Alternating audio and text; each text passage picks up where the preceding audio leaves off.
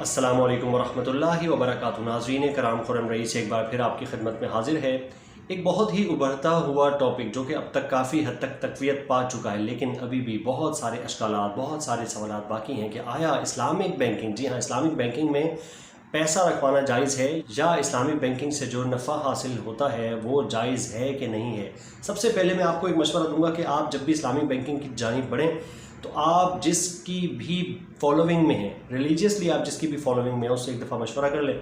अगर वो आपको इसकी इजाज़त देते हैं तो आप इस्लामिक बैंकिंग में अपना पैसा रखवा सकते हैं, वहाँ से मुनाफा हासिल कर सकते हैं।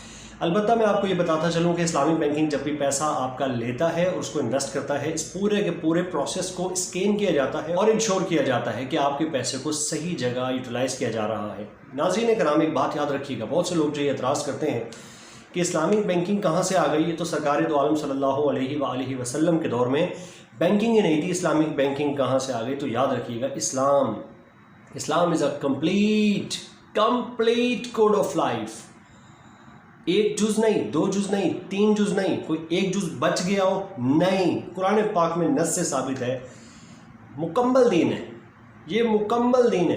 If you are Muslim then you have to believe that ये एक मुकम्मल ज़ाब्ता हयात है। और जब मुकम्मल ज़ाब्ता हयात है तो सोने पे, जागने पे, खाने पे, उठने पे, बैठने पे, हर चीज़ पे जब उसूल दिए, निकाह करने पे, तलाक करने पे, जब हर चीज़ पर उसूल हैं तो फिर तिजारत के ऊपर उसूल क्यों ना होंगे। और सरकार दो आलम सल्लल्लाहु अलैहि वसल्लम ने तिजारत फरमाई और उन्हीं उसूलों को लेकर आज इस्लामिक बैंकिंग की बुनियाद रख दी गई। तो वो तमाम हजरात, आया वो बैंकिंग इंडस्ट्री से भी ताल्लुक़ रख सकते हैं और दीगर इंडस्ट्रीज से भी, और वो तमाम हमारे आपके रिश्तेदार जो कि अक्सर व बेशतर सवालात करते हैं कि आया इस्लामिक बैंकिंग सही है नहीं है, और वो तमाम हजरात जो कि कहते हैं कि नहीं जी, आज भी इस्लामिक बैंकिंग में काफ़ी हद तक कमी बाकी है, आज भी काम हो रहा है। तो आप और मैं अपनी ज़ात के ऊपर अगर सवाल कर लें कि आया आपकी और मेरी ज़ात क्या मुकम्मल हो चुकी है, क्या आपके अंदर फ़्लॉज नहीं, क्या मेरे अंदर फ़्लॉज नहीं, क्या मैं बेहतरी की जानिब गामजन नहीं, क्या मैं बेहतरी की तरफ कोशिश नहीं कर रहा। मान लिया इस्लामिक बैंकिंग एक कंप्लीट इस्लामिक बैंकिंग नहीं होगी या नहीं है, लेकिन इस्लामिक बैंकिंग की तरफ एक काविश तो है। आज की वीडियो जिस टॉपिक के ऊपर मैंने बनाई है उसका मैंने इजहार अभी पहले भी किया कि इस्लामिक बैंकिंग जो कि इस वक्त का खिलता हुआ एक टॉपिक है, यकीनी तौर पर काफ़ी हद तक आगे जा चुका है, लेकिन अभी भी बहुत सारे हमारे स्टूडेंट्स हैं, बहुत सारे हमारे वो स्टाफ हैं जो कि न्यूली अभी उन्होंने अपना करियर स्टार्ट किया, लेकिन बेहद आजमाइश का शिकार होते हैं कि उन्हें बेसिक्स ऑफ इस्लामिक बैंकिंग भी नहीं पता। तमाम के लिए मैंने कि ऐसी वीडियो बनाने की नीयत की कि यार एक इस वीडियो के अंदर बुनियादी तौर पर ऐसी इन्फॉर्मेशन डाल दी जाए कि जो कि इन तमाम लोगों की ज़रूरियात को पूरा करने के लिए कहीं ना कहीं किरदार ज़रूर अदा कर दें। और वो जहाँ कुछ नहीं जानते तो इंशाअल्लाह अज़्ज़ व जल इस वीडियो को देखने के बाद उन्हें अपनी प्रोडक्ट्स को सेल करने के लिए या अपनी नॉलेज में जो वो बेहतरी महसूस करेंगे, इंशाअल्लाह अज़्ज़ व जल उनको इसका फ़र्क ज़रूर नज़र आएगा।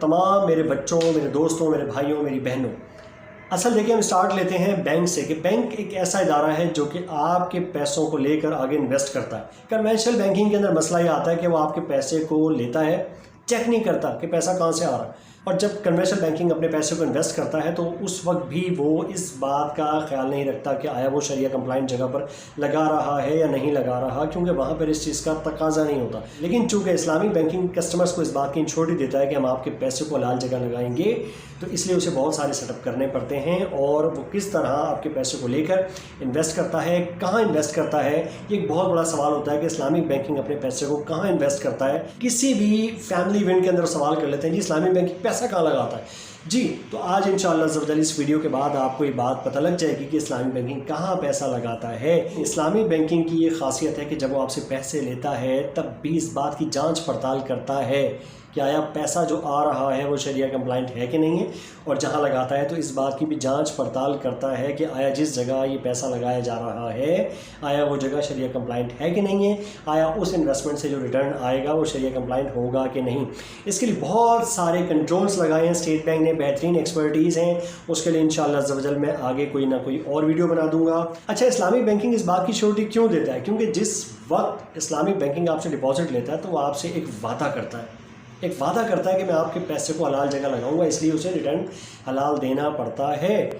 जी बहुत सारे लोग जो है कहते हैं कि इस्लामिक बैंकिंग में कान यहाँ से पकड़ें या वहाँ से पकड़ें तो बात बराबर है। तो मेरे भाई, मेरी बहन, मेरे बड़ों, मेरे बच्चों, कान यहाँ से पकड़ने में और कान यहाँ से पकड़ने में बात बराबर नहीं। खुद बजाते खुद मुतअद्दिद ब्रांचेस के अंदर गया, मैंने वहाँ पे स्टाफ से पूछा कि भाई आप इस्लामिक बैंकिंग में आप पैसा कहाँ लगाते हैं, तो उन बेचारों को सबकी बात नहीं कर रहा। याद रखिएगा कोई भी बात होगी सबके लिए नहीं होगी।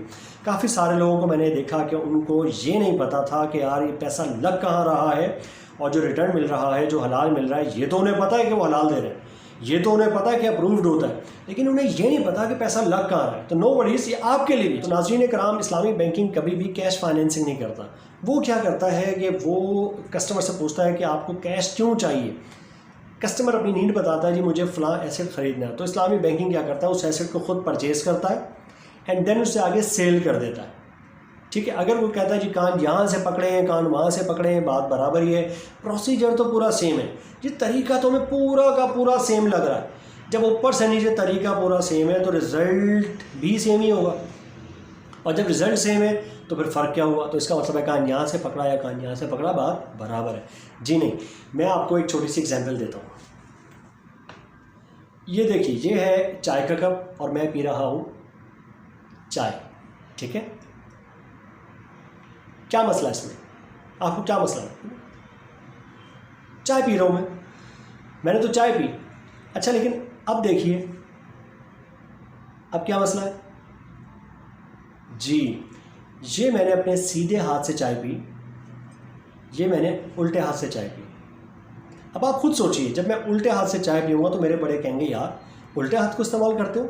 आपने देखा माशरे के अंदर जब भी आप उल्टे हाथ से चाय पीते हैं, खाना खाते हैं, तो आपको आपके बड़े रोकते हैं, टोकते हैं कि बेटा खाना सीधे हाथ से खाना चाहिए, खाना सीधे हाथ से खाना चाहिए, पानी सीधे हाथ से पीना चाहिए। क्यों?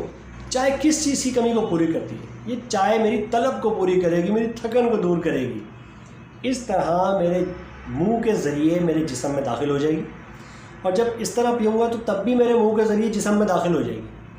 क्या पूरा करेगी? मेरी तलब को, मेरी थकन को दूर करेगी। इसका प्रोसीजर, इसको पीने का तरीका, इसका आउटपुट, इसके रिजल्ट्स, एवरीथिंग इज सेम। मसला कहाँ आया? मसला आया अब मैंने सही तरीके से चाय पी और अब मैंने गलत तरीके से। ये तरीका हुआ सुन्नत और ये हो गया गैर सुन्नत। बस अब जो शख्स कहता है कि जी यहाँ से कान पकड़ें, यहाँ से पकड़ें, तो कान की एग्जाम्पल ही गलत है। आप कप की एग्जाम्पल लीजिए और देखिए कि कप को जब आपने सीधे हाथ से इस्तेमाल किया तो प्रोसीजर, रिजल्ट सब सेम है, लेकिन उल्टे हाथ से पकड़ने पर आपको शरीयत मना करेगी कि ऐसा ना करें। और जब शरीयत मना कर रही तो इसमें पकड़ भी हो सकती है, और जब पकड़ हो जाएगी तो आपको पता है फिर इंसान कहाँ जाता है। तो कन्वेंशनल बैंकिंग में जहाँ जहाँ इश्यूज़ हैं उनको हमने बाहर निकाला। बैंकिंग वही है, प्रोसीजर आपको बहुत सारे सेम नज़र आएंगे, लेकिन उसकी एक्चुअल बेस जो होगी ना वो चेंज हो जाती है। कन्वेंशनल बैंकिंग कैश लेकर कैश देता है, कैश के ऊपर कुछ कैश रखता है प्रॉफिट और आगे दे देता है, मिसाल के तौर पे, या आपसे रिटर्न ले लेता है। ठीक है, फॉर एग्जाम्पल एक कस्टमर आता है, वो कहता है जी मुझे 10 लाख रुपए की कैश की ज़रूरत है। तो बैंक, आपको क्या लगता है 4 साल के बाद, 5 साल के बाद बैंक 10 लाख ही वापस लेगा? अगर वो 10 लाख वापस लेगा तो इसको क्या फ़ायदा होगा? 5 साल तक अपनी बुक से आउट रहा, 5 साल के बाद इसको 10 लाख ही वापस मिल रहे हैं। ये 10 लाख इसने दिए कहाँ से थे? ये तो डिपॉजिटर्स के थे। अब डिपॉजिटर क्यों पैसा रखवाता है? कहता है जी मुझे रिटर्न चाहिए। अगर बैंक डिपॉजिटर के 10 लाख को लेकर 10 लाख को इन्वेस्ट कर देगा और 10 लाख ही वापस लेगा तो बैंक को भी मुनाफा नहीं होगा, कस्टमर को भी वापस नहीं कर पाएगा। ऐसी सूरत में बैंक क्या करेगा? ऐसी सूरत में बैंक ये करेगा कि 10 लाख रुपए का डिपॉजिट लेगा, इस 10 लाख रुपए के डिपॉजिट को उस कस्टमर को दे देगा जिसको 10 लाख रुपए की नीड है। 5 साल के बाद वो अपना प्रॉफिट लेगा। किस फॉर्मूले के तहत लेगा? दिस इज समथिंग डिफरेंट, ये अलग कैलकुलेशन है। अब जब ये 5 साल बाद, 4 साल बाद, 3 साल बाद, 2 साल बाद जब ये इस डिपॉजिट को वापस लेगा, यकीनी तौर पे इस पर कुछ ना कुछ अमाउंट प्लस करके लेगा जो कि उसका प्रॉफिट होगा। इसे मार्कअप कहते हैं, और मार्कअप कैश पर कैश ऊपर लेना सूद कहलाता है। 10 रुपये दिए, 10 रुपये लिए, नो इशू। लेकिन अगर 10 रुपये दे के 12 रुपये लिए तो जो 2 रुपये की जो इजाफी अमाउंट है ये सूद बन जाएगी, और ये जायज़ नहीं होती। इस्लामिक बैंकिंग ने इसका शरिया कंप्लायंट सोल्यूशन ये निकाला कि आपको वो चीज़ जो कि 10 रुपये की चाहिए थी, 10 रुपये क्यों चाहिए? कोई चीज़ लेनी ना, कोई एसेट चाहिए। 10 रुपये, 10 लाख, 10 मिलियन, जितनी भी अमाउंट आपको चाहिए, तो 10 रुपये, 10 लाख, 10 मिलियन, जितनी भी अमाउंट आप ये बैंक से लेकर जब वो एसेट परचेज़ करेंगे आप पैसे लेकर परचेज करेंगे, फिर बैंक को पैसे लौटाएंगे, बढ़ाकर सूद बन जाएगा। इस्लामिक बैंक क्या कहता है, आपसे कहता है जी आप हमसे कैश ना लें, वो एसिड जो आपने हमसे पैसे लेने के बाद आपने ख़रीदना है, ये एसिड मैं ख़रीद लेता हूँ। इस्लामिक बैंकिंग कहता है ये एसिड मैं ख़रीद लूँगा और आपको फिर सेल कर दूँगा। जब आपको सेल करूँगा तो इसके ऊपर मैं अपना मुनाफा रखूँगा और उससे मैं अपना हलाल प्रॉफिट कमा लूँगा। अब आप कहेंगे यार मुनाफा तो वहाँ भी ले रहा था, सूदी बैंक और इस्लामिक बैंकिंग भी ले रहा था और मुनाफा वो भी ले रहा है, मुनाफा ये भी ले रहा है, तो दोनों बराबर हो। तो मैंने भी आपको समझाया कि मुनाफा लेना या दोनों का प्रोसीजर सेम होना, या किसी भी चीज़ को आप लिंक कर दें कि दोनों चीज़ें सेम है, तो इससे शरिया कंप्लाइंट शरिया नॉन कंप्लाइंट नहीं पता लगता। आप एक बात बताइए, आज आप एक सोप लेने के लिए जाते हैं, साबुन लेते हैं आप, फॉर एग्जाम्पल आपने क्या किया कि आपने रिटेलर के पास जाके साबुन लिया जो कि है 92 रुपीज़ का, तो क्या शॉपकीपर ने वो 92 रुपीज़ का ही परचेज़ किया था? नहीं, उसने लिया होगा 60 रुपीज़ का, 70 रुपीज़ का, जो एडिशनल अमाउंट है वो उसका प्रॉफिट है। उसने एसेट परचेज़ किया, उसने साबुन खुद ख़रीदा और आगे बेच दिया, जो इजाफी रकम है वो उसका मुनाफा। ऐसा ही है ना, इस्लामिक बैंकिंग भी यही करता है, एसेट्स खुद परचेज़ कर लेता है। फॉर एग्जांपल किसी कंपनी को बहुत बड़ा प्लांट चाहिए, बहुत बड़ी मशीनरी चाहिए, तो इस्लामिक बैंकिंग पैसे नहीं देगा इस कंपनी को, वो एसेट, वो प्लांट, वो मशीनरी खुद परचेज़ कर लेगा और उसके बाद इस एसेट को प्रॉफिट रखने के बाद आगे सेल कर देगा। Hopefully this point is clear now. वो जो शुरू में सवाल हुआ था कि इस्लामिक बैंकिंग किस तरह पैसे लगाता है, मैं अब आपको उसका जवाब दे देता हूँ। देखें कि इस्लामिक बैंकिंग के पास चंद प्रोडक्ट्स हैं, उनको मैं लिस्ट डाउन करता हूँ और उसके बाद इंशाअल्लाह अज़्ज़ा वजल फ़र्दन वो मैं आपको समझा दूँगा। नंबर 1 मुराबाहा, नंबर 2 मुसावमा, नंबर 3 सलम, नंबर 4 इस्तिस्ना, नंबर 5 इजारा, नंबर 6 DM डिमिनिशिंग मुशारका, नंबर 7 सुकूक एट्सेट्रा। इसके अलावा और भी प्रोडक्ट्स हो सकती हैं, मैंने एक मोटी मोटी चीज़ें आपके सामने प्रोडक्ट्स रखी हैं। अच्छा, ये इन्वेस्ट कैसे करता है? सबसे पहले पैसा आता है बैंक के पास। कैसे आएगा बैंक के पास? कस्टमर आएगा, डिपॉजिट कराएगा और बोलेगा जी मुझे हलाल रिटर्न चाहिए। इस्लामिक बैंकिंग ब्रांच में कस्टमर आता है और कहता है जी मेरा पैसा रखें, इतने अरसे के बाद मुझे रिटर्न चाहिए शरिया कंप्लाइंस, और अपने पैसे को इस्लामिक बैंकिंग में इन्वेस्ट कर देता है, टर्म डिपॉजिट के तहत TDRs बनवा लेता है या इस्लामिक सर्टिफिकेट ले लेता है, जो भी आपके यहाँ टर्म्स इस्तेमाल होती हैं, ठीक है। अब एक टेन्योर होगा, महीना, 2 महीना, 6 महीना, साल, 2 साल, 5 साल, 10 साल, जितने साल के लिए भी रखवाता है जो भी प्रोडक्ट आपके पास मौजूद है। इसके बाद वो कहता है जी मुझे शरिया कंप्लाइंट चाहिए। शरिया कंप्लाइंट तरीके से बैंक क्या करेगा, सारे पैसे को, एक बंदे का पैसा, दूसरे बंदे का पैसा, तीसरे बंदे का पैसा, पूरी शहर से पैसे जमा हुए, पूरी तमाम ब्रांचों से पैसे हुए, हब ब्रांचेज़ में आए, मेन ब्रांचेज़ में आए, फिर तमाम पाकिस्तान का एक जगह पैसा जमा हुआ और ये सारा का सारा पैसा जमा होकर एक पूल में आ जाता है। फिर इसके डिफरेंट पूल्स बना लिए जाते हैं, कैटेगराइज हो जाता है। This is something different. Pool management एक अलग टॉपिक है, इंशाअल्लाह ज़वजल किसी वक्त मुनासिबा पे आपके सामने पूल मैनेजमेंट के ऊपर भी एक बाकायदा तौर पे वीडियो बना के आपके सामने पेश कर देंगे। उस पूल से, वहाँ से फिर बैंक क्या करता है, इस पूल में से इस्लामिक बैंक इन्वेस्टमेंट्स करता है। कहाँ करता है? वो जो मैंने भी आपको थोड़ी देर पहले लिस्ट बताई।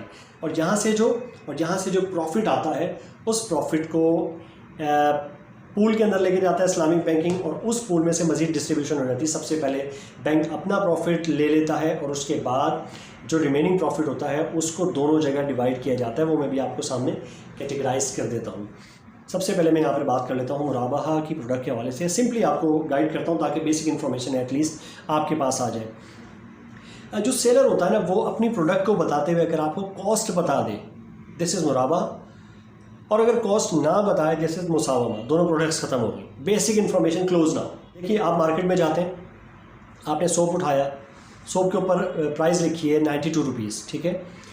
इसमें कॉस्ट नहीं लिखी हुई। अकाउंटिंग के स्टूडेंट समझते हैं कॉस्ट क्या है, प्राइस क्या है, बाय क्या होता है, परचेज़ क्या होता है, इनमें फ़र्क सब आपको आइडियली पता होगा। तो कोई भी शॉपकीपर होता है आपको कॉस्ट नहीं बताता। अच्छा, आप गए माल्टे लेने के लिए, आपने बोला कि भाई मुझे 2 दर्जन माल्टे चाहिए। उसने बोला भाई मैं आपको दूंगा 300 रुपये के, फॉर एग्जांपल। तो आपने बोला यार ये तो बड़े महंगे हैं। उसने बोला सर 200 रुपये की तो मेरी ख़रीद है, यानी कि कॉस्ट जितने में ख़रीदा है, जितनी आपको ख़रीदने में लागत आई है वो आपकी 200 रुपये। अब वो कह रहा था 200 का मैंने लिया है, आपको 300 का बेच रहा हूँ, यानी कि 100 रुपये मेरा प्रॉफिट है। अक्सर ये केले वाले की शॉप पर होता है 100 रुपये के दर्जन, भाई 100 रुपये लगा लो। सर 90 रुपये का तो हमने ख़रीदा है, इसका मतलब है 90 की ख़रीद है, 10 का प्रॉफिट। तो जब उसने ख़रीद बता दी ना, ये कॉस्ट, और तो प्रॉफिट अलग हो गया, ये मुराबा हो गया। जब भी सेलर अपनी कॉस्ट बता देता है कि जी इतने का मैंने ख़रीदा है और इतने का आपको बेच रहा हूँ, ये मुराबाहा कहलाता है। नॉर्मल सेल परचेज़, आप मार्केट में गए कोई चीज़ ख़रीदी, this is sale and purchase. Cost पता लग गई पहले तो मुराबा। अगर उसने बोला भाई 92 रुपीज़ का साबुन है, कॉस्ट नहीं बताई आपको, दिस इज़ मुसावमा। नॉर्मल सेल, आप मार्केट में गए, आपने टूथपेस्ट खरीदा, कितने का जी 150 रुपीज़ का, दिस इज़ मुसावमा। क्यों? आपको उसकी कॉस्ट नहीं बताई। मुराबा और मुसावमा इस क्लियर ना। अच्छा, मुराबा एंड मुसावमा के लिए ज़रूरी है कि जिस चीज़ को आप ख़रीद रहे हैं या जिस चीज़ को आप बेच रहे हैं वो चीज़ एग्जिस्ट करती हो। ठीक है, ये एक अहम जुज़ है इसका। इसके बाद हम चलते हैं सलम के ऊपर और इस्तिस्ना के ऊपर। अच्छा जी, सलम और इस्तिस्ना ये वो प्रोडक्ट्स हैं जिनके अंदर इस बात का इस्तिस्ना है कि आपके सामने सेल परचेज के दौरान इस वक्त सब्जेक्ट मैटर मौजूद नहीं होता। जिस चीज़ को आप ख़रीद रहे होते हैं, बेच रहे होते हैं, वो चीज़ अभी मौजूद नहीं है, तब भी आप बेच देते हैं। इसके अंदर आपको 100% पेमेंट इन एडवांस करना लाजमी है। उमूमी तौर पे किसान वगैरह के लिए होती है कि उसे मिसाल के तौर पर ट्रैक्टर चाहिए, आपको ट्रैक्टर फाइनेंसिंग करनी है, आपको सीड्स चाहिए, आपको वो तमाम मशीनरी चाहिए जिसके ज़रिए आप फसल उगा सकते हैं। अब वो बैंक के पास आता है, जी मुझे पैसे चाहिए, तो पैसे तो आपको पता है बैंक देता नहीं, हमने आपको बता दिया। अब बैंक क्या करेगा, भाई आपको पैसे क्यों चाहिए? वो कहता है जी ट्रैक्टर चाहिए, सीड चाहिए, दिस। अब इसके लिए ज़ाहिर सी बात है पैसे चाहिए। अब बैंक क्या करता है कि इन मशीनरी के इस्तेमाल के बाद, बीज को बोने के बाद, फसल के ऊपर मेहनत करने के बाद जो फसल उगेगी, अब उगेगी इन फ्यूचर, अभी प्रोडक्ट है नहीं, ये उगेगी, उसको आज की तारीख में बैंक परचेज कर लेता है। आज की तारीख में अभी उगी नहीं है, एग्जिस्ट नहीं कर रही। सेल के लिए क्या चीज़ ज़रूरी है कि जो सब्जेक्ट मैटर हो वो मौजूद होना चाहिए। जबकि सलम के अंदर क्या है, अभी फसल उगी नहीं है लेकिन किसान से बैंक ने वो चीज़ परचेज कर ली।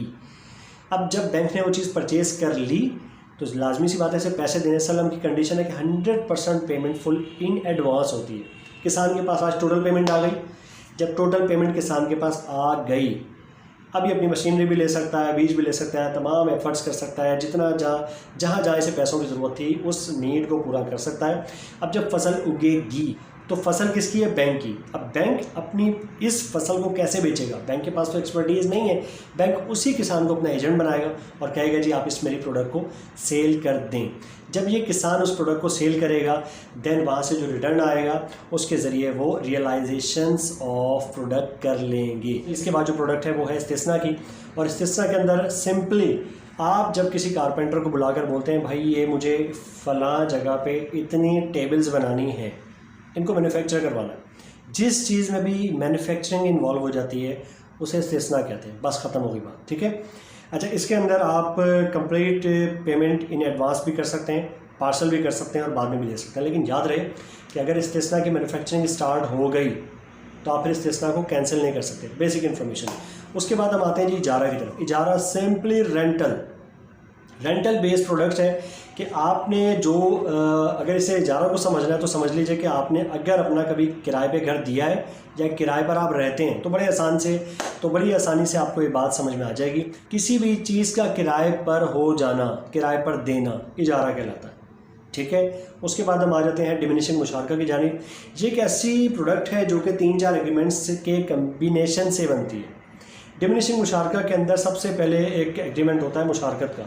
मुशारकत कहते हैं शिरकत को, शिरकत कहते हैं पार्टनरशिप। जब भी इसमें 2 लोग इन्वॉल्व होते हैं या 2 से ज़्यादा, वो अपनी अपनी इन्वेस्टमेंट को इसके अंदर मिला लेते हैं। फॉर एग्जांपल कि बैंक और कस्टमर गाड़ी परचेज करते हैं। जब कस्टमर आता है ना बैंक के पास, मुझे गाड़ी चाहिए, तो उसके अंदर बैंक भी मालिक होता है, कस्टमर भी मालिक होता है। कस्टमर की यहाँ पर 15% एटलीस्ट होती है और रिमेनिंग 85% जो होता है वो बैंक मिला देता है। तो दोनों की इन्वेस्टमेंट मिलाने के बाद शिरकत करने के बाद एक प्रोडक्ट बनती है जिसे शराकत दारी की बुनियाद पर मुशारका कहते हैं।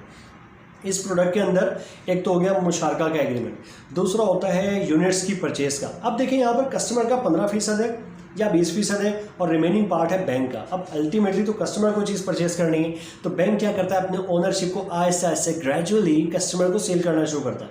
तो कस्टमर को जब वो सेल करता है, कस्टमर से परचेज करता है। दूसरा एग्रीमेंट कौन सा होता है, अंडरटेकिंग टू परचेज मुशारका एसिड, ठीक है। उसके बाद एक और एग्रीमेंट होता है जिसे रेंटल एग्रीमेंट कहते हैं, और जितना हिस्सा कस्टमर का है वो तो कस्टमर का है, लेकिन जो रिमेनिंग पार्ट बैंक की ओनरशिप में आज मौजूद है, इसका बैंक को कस्टमर रेंट देता है, क्योंकि गाड़ी तो कस्टमर चलाएगा ना। अब कस्टमर की तो ओनरशिप 15% की है, लेकिन चला कितनी रहा, 100%। पूरी गाड़ी चला रहा है, तो रिमेनिंग गाड़ी का जो पार्ट जो बैंक का है इसका वो उसे रेंट पे करता है। ये रेंट पे करता रहेगा, साथ साथ यूनिट परचेज करता रहेगा। अब जब ये कस्टमर बैंक से यूनिट परचेज करता रहेगा तो बैंक के जो यूनिट्स हैं वो डेप्रिशिएट हो जाएंगे और कस्टमर के जो यूनिट्स हैं वो बढ़ते चले आएंगे। तो दिस नोन एज डिमिनिशिंग मुशारका, ये ऐसा मुशारकत है जो कि डिमिनिश होकर कस्टमर के पास चली जाती है। इसके बाद हम सुकूक के बारे में बात करते हैं। सुकूक का वेरी सिंपल ये कि जो शेयर्स का मामला होता है इसको जब आप शरिया कंप्लाइंट करते हैं कि शरिया कंप्लाइंट जगह पे इसकी इन्वेस्टमेंट हो, शरिया कंप्लाइंट तरीके से इसकी स्कैनिंग हो जाए, वो सुकूक कहलाते हैं। बस इसके ऊपर एक इंशाल्लाह अलग से वीडियो आपके सामने बना के लेकर आ जाएंगे। इसके बाद हम बात करते हैं इंपॉर्टेंट चीज़ के ऊपर। जब कस्टमर अपना पैसा डिपॉजिट कराता है बैंक के अंदर तो इसकी दो कैटेगरीज होती हैं, या तो वो कर्ज बेस्ड होता है और या तो वो होता है इन्वेस्टमेंट बेस्ड। अगर कर्ज बेस्ड होता है तो उसे करंट अकाउंट के अंदर रखा जाता है और करंट अकाउंट के अंदर कर्ज बेस पे जब आप पैसा रखवाते हैं तो आपको किसी किस्म की फैसिलिटी फ्री नहीं मिल सकती है, ये उसूल है। और अगर कोई उसूल सबके लिए नाफिज हो जाए, करंट वालों के लिए, सेविंग वालों के लिए, तो फिर वो फैसिलिटी सबको प्रोवाइड की जा सकती है। ठीक है, अच्छा, उसके बाद हम बात करते हैं कि जो मुशारकत और मुदारबत की बात हमने की, मुशारकत और मुदारबत में फ़र्क है। मुदारबा उस प्रोडक्ट को कहते हैं जहाँ पर एक बंदे की फुल एफर्ट्स हो, ज़ीरो इन्वेस्टमेंट, और दूसरे की 100% इन्वेस्टमेंट हो, ज़ीरो एफर्ट। एक बंदे की पूरी इन्वेस्टमेंट, एक बंदे की पूरी एफर्ट, ये दोनों मिलकर मुदारबत क्रिएट कर देती हैं। और जब मुशारकत की बात करते हैं तो दोनों की इन्वेस्टमेंट होती है, दोनों एफर्ट करते हैं, दोनों अपने रेशो के मुताबिक प्रॉफिट ले जाते हैं। This is the basic structure of Islamic banking. इन तमाम प्रोडक्ट्स के ज़रिए बैंक फाइनेंसिंग करता है और जो वहाँ से रिटर्न आता है उसको एक पूल के अंदर गिरा दिया जाता है और वहाँ से बैंक और कस्टमर्स अपना पैसा ले जाते हैं। हमारा ऑब्जेक्टिव ये था नाज़रीन, वो तमाम बच्चे जो कि घबराहट महसूस करते हैं या हेजिटेशन फील करते हैं या कॉन्फिडेंस की कमी है कि यार आया हमारा पैसा कहाँ लग रहा है, या वो नहीं जानते कि हम क्या कर रहे हैं, हम कहाँ पैसा लगा रहे हैं, कैसे हमारे रिटर्न्स आ रहे हैं, तो उनके लिए वीडियो बनाई। उम्मीद है कि ये वीडियो उन तमाम के लिए कारआमद हुई होगी, ना सिर्फ उन बच्चों के लिए बल्कि उन तमाम लोगों के लिए जो कि घरों में बैठे हैं, इदारों में बैठे हैं, जानना चाहते हैं इस्लामिक बैंकिंग किस तरह काम करती है। बेसिक स्ट्रक्चर आपके सामने पेश किया है। पूरी की पूरी वीडियो आपके सामने समअप करते हैं। कस्टमर आया, उसने पैसा रखवाया मुशारकत, मुदारबत और कर्ज की बेसिस पे बैंक के अंदर। कर्ज को इंडिविजुअली बैंक चाहेगा तो इन्वेस्ट कर दे, ये उसकी अपनी मर्जी है और बैंक इन्वेस्ट करता है, ठीक है, लेकिन इसका कोई प्रॉफिट कस्टमर को नहीं जाता क्योंकि कर्ज है, इन्वेस्टमेंट नहीं है। On the other hand investment side पर आ जाए मुशारकत मुदारबत। मुशारकत मुदारबत के ज़रिए जब बैंक के अंदर कस्टमर पैसा रखवाता है तो बैंक इस तमाम पैसे को मुराबहा, मुसावमा, सलम, इस्तिस्ना, इजारा, डीएम, सुकूक एट्सेट्रा इन प्रोडक्ट्स के तहत मुख्तलिफ जगहों पे इन्वेस्ट करता है और जो वहाँ से रिटर्न आता है, प्रॉफिट आता है, उसको मेक श्योर करने के बाद कि वो हलाल आए, उस तमाम इनकम को कस्टमर में और बैंक में अपने आप में डिवाइड कर लेता है। This is the basic structure of Islamic banking. Hopefully कि आपको ये वीडियो पसंद आई होगी।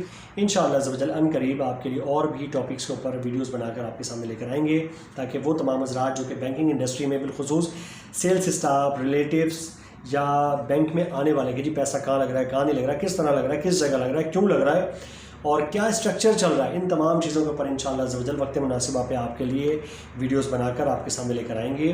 तो वो तमाम हज़रात जिन्होंने अभी तक हमारे चैनल को सब्सक्राइब नहीं किया, हमारे चैनल को सब्सक्राइब कर लीजिए। दुआ में याद रखिएगा। अस्सलामु अलैकुम व रहमतुल्लाहि व बरकातुहू।